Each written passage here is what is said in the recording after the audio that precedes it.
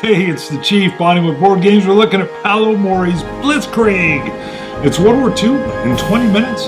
Now, before I show you or talk a little bit more about this, let me show you what else Paolo's come out. Hopefully I'm saying your name right. Ethnos. I think some of us know about that. How about Libertalia? Yes, we know about that as well. And so very different game design. Well, so is this. So, I will first tell you it's a World War II theme. It's not, well, it's got those Euro mechanics where you're trying to control different theaters of operations via different campaigns in those theaters, and you're doing it with a chit pull out of a bag, and it's a very limited amount of chits. And it's very tightly done, easy to teach, easy to learn. I will tell you, hard to master. Let me go in and show you this tight little compact board. All right, let me give you the lay of the land of the map board first of all. So you have your different theaters of conflict, which of course you'll recognize from World War II, Western Europe, Eastern Europe, Africa, Middle East. You've got the Pacific Ocean and Southeast Asia. You're going to be trying to push the track toward your side, whichever side you are, German or I guess the Axis and the Allies. But in here, so each one of these has the track to show who's winning that theater. And then you have these rows of boxes here. I'm going to explain those in much more detail in a little bit, but right now those are just campaigns. So the first campaign that would happen in Western Europe is just these first top three.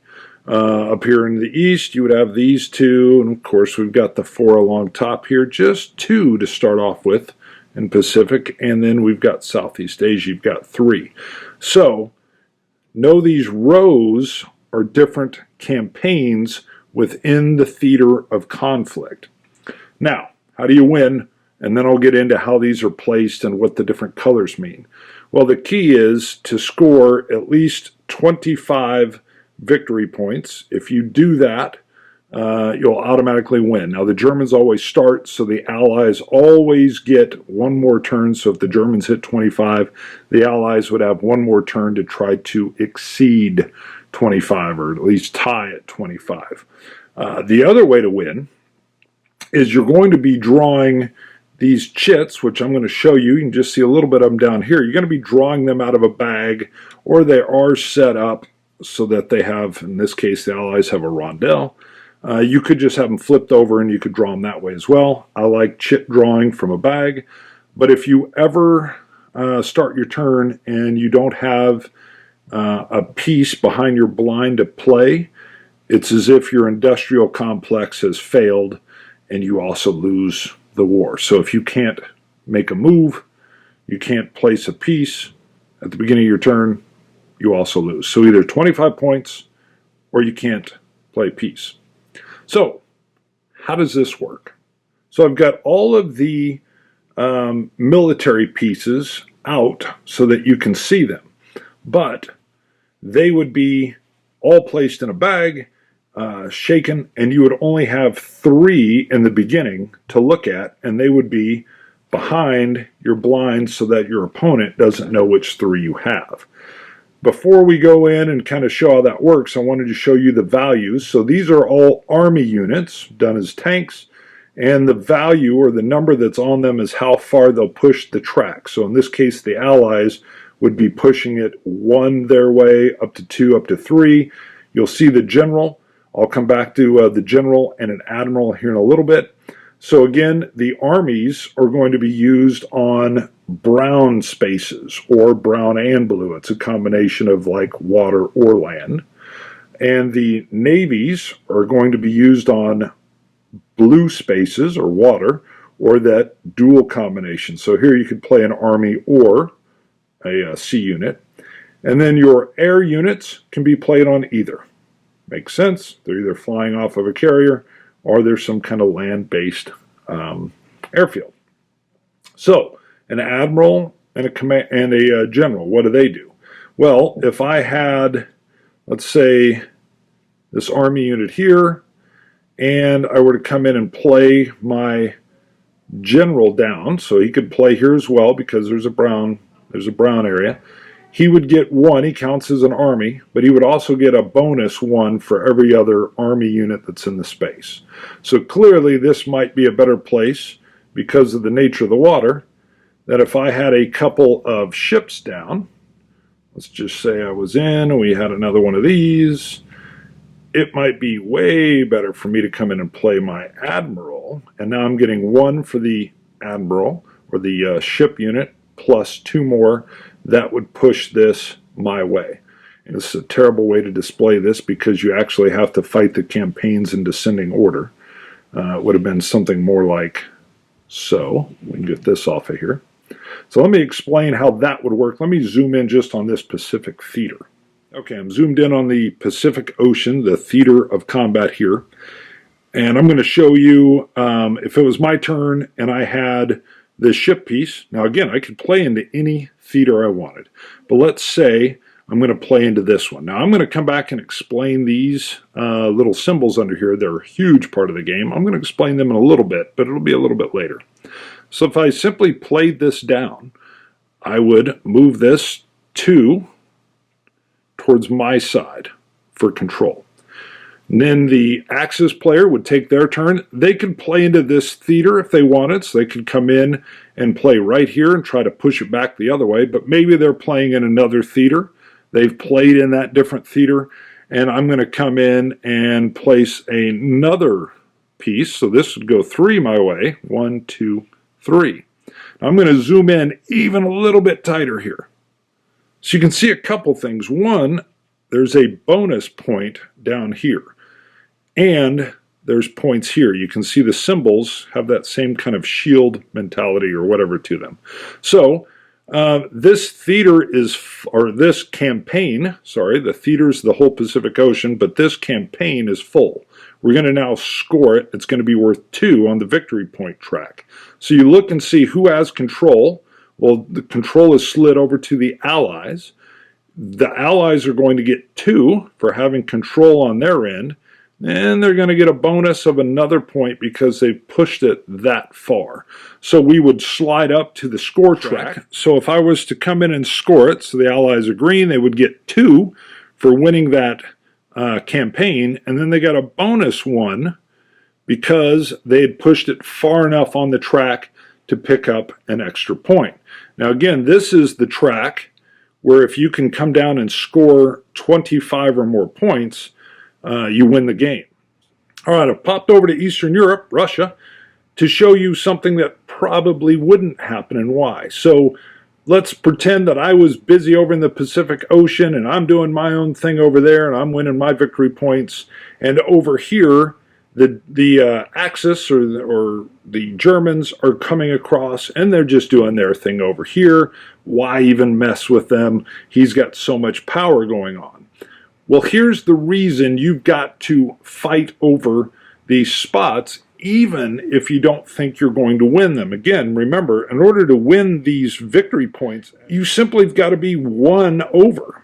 So if it's just simply 1 or 2 spaces over to the right here, the German or Axis player is going to pick up these victory points along the way. Yeah, they get their bonuses as well, but why work so hard to push it as far over as this Axis player has? Well, if I'm not playing down and at least keeping them honest, they can push it all the way over to where you see it. And if this German player were to come in, and again, I'm going to explain the symbols there in a second. If this German player came in and played this other army unit to push them 3, well, he can only go 1, 2. He's now closed out that theater. It's been won. It's over. And you're like, yeah, but there's 3 more spots here. What's going on? Well, this is brilliant. The player who closes out a theater automatically would score, so they would score this. Now, if, let's say these campaigns, this is enough that it had to go this high. But let's say this campaign wasn't even done either. They would get all of the available points. All right, now this campaign is closed, so they're going to immediately pick up the 6 points for this. And then they also get to do automatically these functions, what these bonuses are, on top of the points. So you don't want to cede control of a theater, because the person who does total victory picks up the points still and gets all of these bonuses without having to actually put a piece down and control them. And this is brilliant because it causes you to stay involved in all theaters. You can't just say, who cares about the Eastern European theater? I'm going to do my own thing in the Pacific and in Western Europe. You're always in this tug-of-war struggle. Now, this is a perfect place for me to come in and explain these. So let me clear this off. So very simply, if I put a piece down and I took this land piece, so again, I could do it with air or army, you can see this is a value of 0, but this +1 means I would go up a bonus 1. Now, if I came and took it with a number 3, I would get my 3 plus the bonus. So it's a nice little boop. Now I'm going to show you out of order real quick. You can see here's a +2, but you can see this is a +3, but it's got these weird arrows pointing elsewhere. That means this +3 cannot be used in this theater of operations, but it can be used in any other theater to affect it. Now again, we're only fighting this campaign, so you can't just come in and put these anywhere. While this campaign is being fought, I could have put mine here. You don't have to go left to right. I could have put it here, and I'll explain the industry in a second, or here. But as we get down and fill these, it opens up a new campaign. But I'm just, again, showing you what these do. So these arrows that show elsewhere mean that I could use +3, not in this theater, but maybe in the Middle East or maybe in Western Europe. This one's completely empty, so there's no bonus here, but you can see it's kind of nice. It's got a water thing, so I could play a ship in here. It would, assume it's like a river crossing or something. All right, what is this industrial building? Well, I'm going to roll over to my blind, so all my opponent sees is my blind. Let's remove that. All right, so you can see, beginning of the game, I've got 3 pieces that I've drawn out of my total of 19 pieces that I have to work with. So on my turn, when I'm laying a piece down, I'm limited to what I got. And then at the end of my turn, I'm going to draw and fill back up to 3. But if I get that industry piece, I get to draw blindly from my bag and pull out another piece. So now I've got more to work with. I'll still be able to play a piece down, but now I'm looking at 4 different. I'm going to refill at the end of my turn. I've got 4. And so the industry gives you a lot more options of choice. Instead of just working off 3, I'm working off 4. I can lay in more industry and get more and more pieces. That gives me a lot more flexibility in the different theaters. Let's go down here. Let's assume this is filled up. We'll just do this so it's not confusing. All right, so now if I were to come in and play in Eastern Europe, I could lay down in any one of these spaces, the second theater. Again, the victory points will be based on who's in control once the theater is closed, but we're just looking at these pieces. So again, this is nothing. This tells you you're going to get a bonus victory point as soon as you score it. So if I come in with an air unit, let's use a tank instead. All right, I come in with a tank. I do my little movement of 2, and this is going to give me a bonus 1 on this track over here. So I'm picking up a victory point. Now I could have come in and placed it here instead, and what it's going to be, let me pan up, are those little pieces there. And this is, again, a brilliant, brilliant portion of this game, because those pieces will only be drawn when you hit those symbols, and they represent a lot of very powerful pieces that are randomized. You're never going to draw all of these when you're playing a game, so this is one of the pieces of this design that makes it variable and different and keeps you in a little bit of a fog of war. And again, I'm going to show the book in a little bit, but these have, which will show if I can get it to focus, come on. There we go. So here we've got an air unit, but it's also got this little bomb symbol, which is one of the same symbols that will be on the board. This means that your opponent will actually lose one of their pieces that's face up on their table. It's like the reverse of industry, and I'll show you one of those on the board in a second. Well, lucky, here we go. How did I manage to do that? Ship, same thing. But you have, and I'll show you the book here. All right, I'll walk through real quick. So it's just a super powerful elite unit. This is a super powerful task force, but this little X means that if you play this piece into a spot, you will not get to do what the little bonus is. By the way, there's the little bomb drop thing. So much like the reverse of industry, where industry gives you an extra piece behind your blind, this will force your opponent to randomly put one of their pieces back into the bag, which can lead to one of the victory conditions. I once got the Axis. I kept hitting them with these little bomb things, and pretty soon they didn't have a piece to play, and it's as if I've bombed their industry out of existence. So that's one of the victory locations, and it keeps things lively and hot. You can't just ignore and leave these open, although you might want your victory points or to push a control. These are extremely damaging to opponent if they're not paying attention. Okay, but back to this. So the task force, you can play it down powerful, but you don't get the bonus. Blitzkrieg, which is nice. So you play this down, you can immediately play another piece. So instead of playing one down, I could play two. Allows me to real quickly zip in and control maybe one of the campaigns. But as you've realized, if I play two down and I'm only drawing one at the end of my turn, you can hurt your own flexibility by limiting the number of pieces maybe that you have behind your blind. The nuke, brilliant here. So you're going to get 6 points on the track in the theater that you play it, but you're going to lose 2 points in every other theater. And it's funny because as the war gets near the end, some of these theaters are already closed out, so it doesn't hurt you as bad. Boom, you lay down your nuke, you take a huge bump up in a theater, or maybe you take back over a theater, and the other theaters that have maybe been closed out, well, who cares if you're taking a -2? They're closed out. It's not even going to affect you. The spy allows you to play it down. Wherever you play it down, you'll still get the effect. But it's basically, I get to copy what your piece was. So if the Germans had played down, let's just say a number 3 army, I could come in and play a spy down. And it doesn't matter what theater I'm in, I'm going to get the same value of that. Then you have a scientist. The scientist, you're just going to be able to place it. Here's the beauty. I could place it here. I don't have to follow the theater rules, or sorry, the campaign. So I can normally, if I was going to play into Eastern Europe, I could only play in one of these 2 spots. Maybe I'm looking for some quick victory points, and I'm like, you know what? Maybe that's full, and I want victory points. I'm like, I'm going to come in and just play that scientist down here. You can play the scientist in any of the different campaigns, and allows you to go in and grab something, really valuable to you, whether it's 3 extra points in another theater.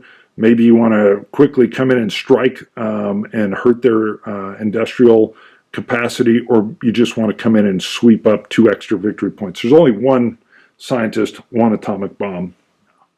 So let me show just like a quick turn. Let's assume it's the very first turn of the game, and both the Axis and the Allies only have 3 chits to use.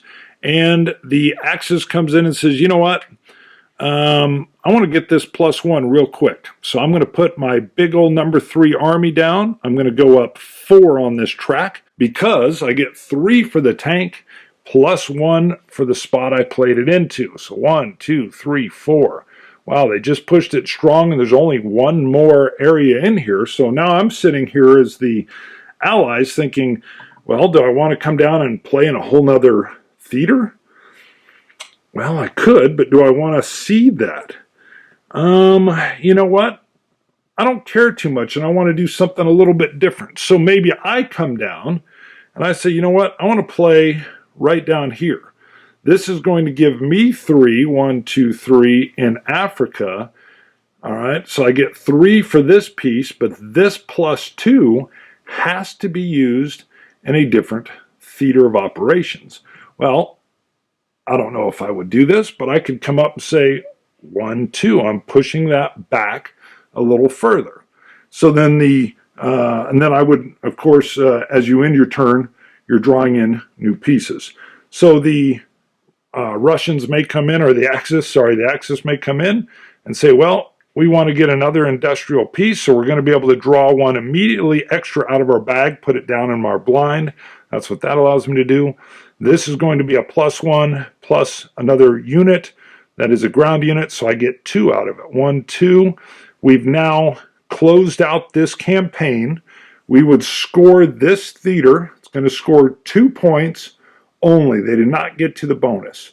We would roll over the track over here. The Germans would pick up 2 victory points. They would then draw 1 more back behind their blind. So now instead of 3 behind their blind, they would have 4 because they picked up that little bonus piece, and it would roll over to the Allies' turn. All right, we're back. I didn't, and I don't know why, but I'll admit I didn't expect a lot from this. When I did the unboxing, I thought, it's too stark. There's not enough pieces. The board is small. What do you mean World War II in 20 minutes? Looking at the board, I see all the theaters there, but, Paolo captures the feel of World War II. You get the wonderful sensation of not perfect information because I only have these, beginning-wise, 3 chits to work with. It's wide open to you what theater you want to influence, but as soon as your opponent begins to lay down their influence in their different areas or theaters of operations, you can't just ignore that. As I showed that if you ignore it, they can actually close out a theater, which is devastating. Don't let it happen, which means you get the tug of war, the push and the pull. That creates the tension in the game. That's what keeps it from being a multiplayer solitaire. There is this beautiful tug of war back and forth between you and your opponent. And then the ability to knock down the industrial capacity of the other player and or build yours up. You're building yours up, you're getting more options to come in it, but boy, if you're building it up, you're foregoing some victory points or you're foregoing control of a theater of operation. What to do? Or there's crazy stuff going on in the Pacific, but you have a weak 0 air unit and no ships, or you've got your admiral who really is only worth 1 unless there's other ships out there. Gosh, I don't want to play him now, but I'm kind of forced to. That's what I'm talking about, that you get these decision-making difficulties sometimes with a very minute amount of pieces. And then, so that's random in and of itself. That's going to make every game different. But then you've got those yellow pieces. The way the nuke works, the scientist comes in. The task force is a bunch of power coming down at once, but you can't use the little power underneath. Okay, well, ideally, I'd like to use that in one of those spaces that doesn't even have one. Well, that would be ideal. Usually, that's not how it works out. The Blitzkrieg is in there, but you see the danger of a Blitzkrieg. It's quick to come in and put 2 pieces down, but now you've hurt your resource area behind your blind, your short one, because you're only drawing 1 more chit up at the end of your turn.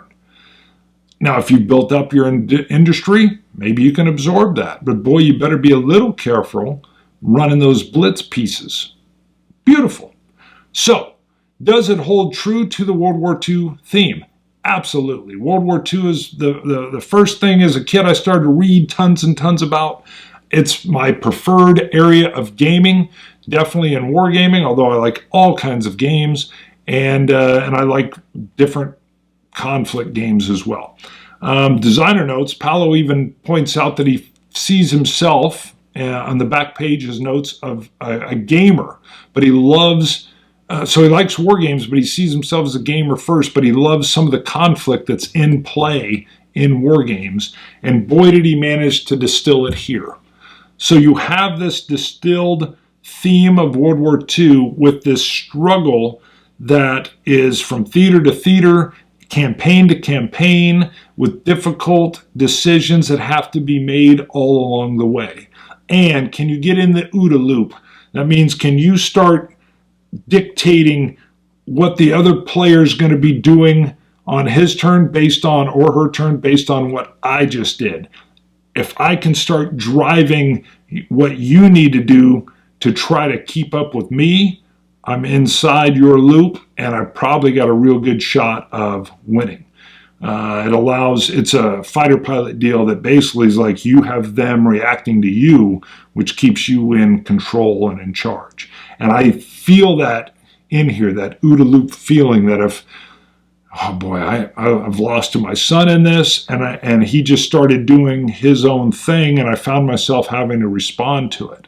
And I think on that particular case, my chits that I had out were kind of like, I didn't feel like I had the flexibility. I was like, come on, come on. And I was chasing his tail. Beautifully done. So to circle back, when I did my unboxing, I thought, okay.